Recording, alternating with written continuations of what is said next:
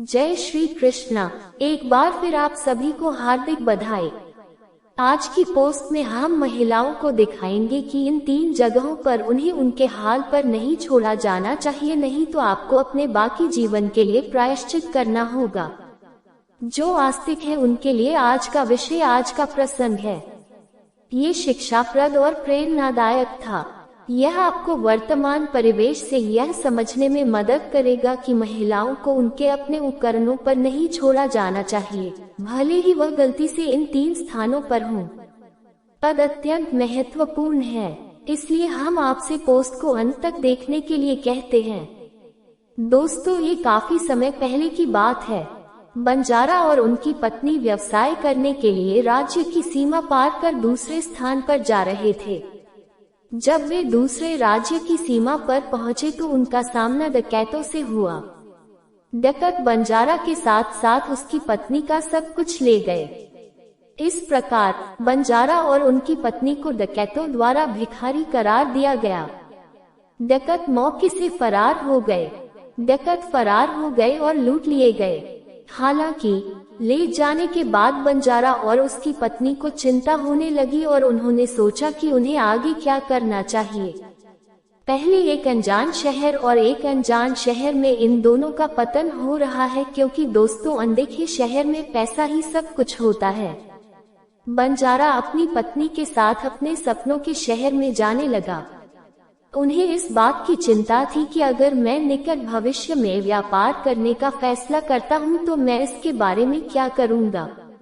वह सोच रहा था कि शहर के बाहरी इलाके में एक सन्यासी का घर है और वह अपनी पत्नी को लेने जाने की योजना बना रहा था। फिर उसके सिर पर इमारत की ओर वार किया।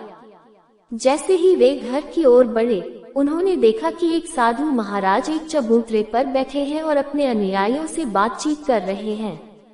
साधु को देखकर बंजारा ने सोचा, क्यों न मैं अपनी समस्या इस महाराज साधु को बता दूं।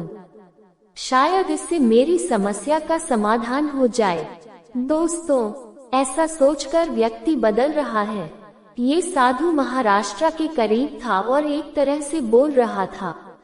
सलीकेदार आवाज में उसने अपनी कहानी साधु महाराज को सुनाई और कहने लगा, महाराज, यदि आप किसी तरह मेरी पत्नी का कर्ज किसी साहूकार को देकर मुझे पैसे दिला सकते हैं तो यह आपका एक अद्भुत पुण्य होगा। जब साधु ने बंजारे की कहानी सुनी तो वह साधु महाराज को बंजारे पर तरस आया। साधु ने बंजारे से अपने एक परिचित के बारे में जानकारी ली। बंजारा अपनी पत्नी के साथ उदयवीर के पास गया। वह साहूकार से हाथ जोड़कर बैठ गया।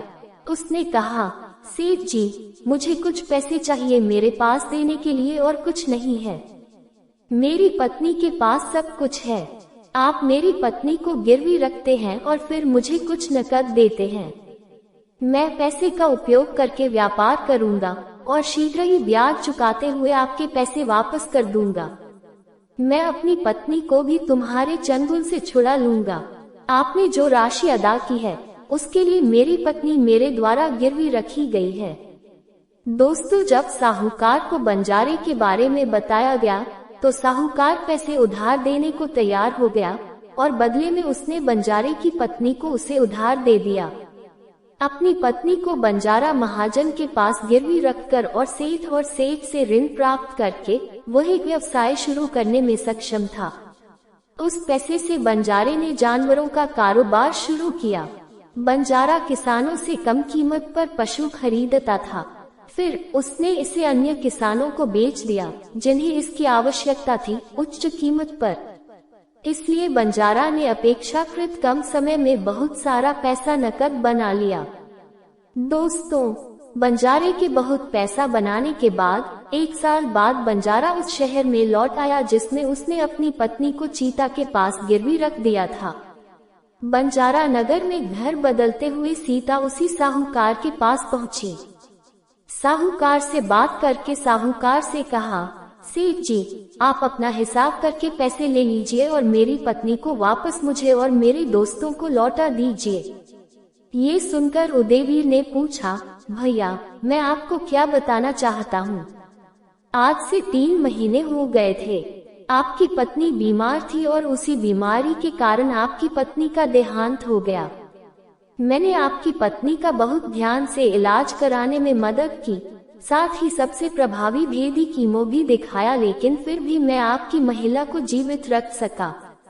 जहां तक बंजारा के दोस्तों का सवाल है, जब उसे उस सेठ के इस भागने की खबर मिली और वह ये जानकर तबाह हो गया कि यह घटना हो रही है। सेठ थोड़ा सब्र करके अब ये हो गया। उसे बताया गया, सेठ जी, जो कुछ होने वाला था हो चुका है, या शायद मेरे भाग्य से हुआ है। मुझसे डरो, यह उसके अस्तित्व के आखिरी दिनों में उसका आखिरी दिन होगा। हम ऐसा होने से कैसे बच सकते हैं? तुम अभी भी मेरे पैसे मुझसे लेते हो ताकि मैं इस बात से संतुष्ट हो जाऊं कि मैंने अपना कर्ज चुका दिया है और मैं तुम्हें भुगतान करने में सक्षम हूं।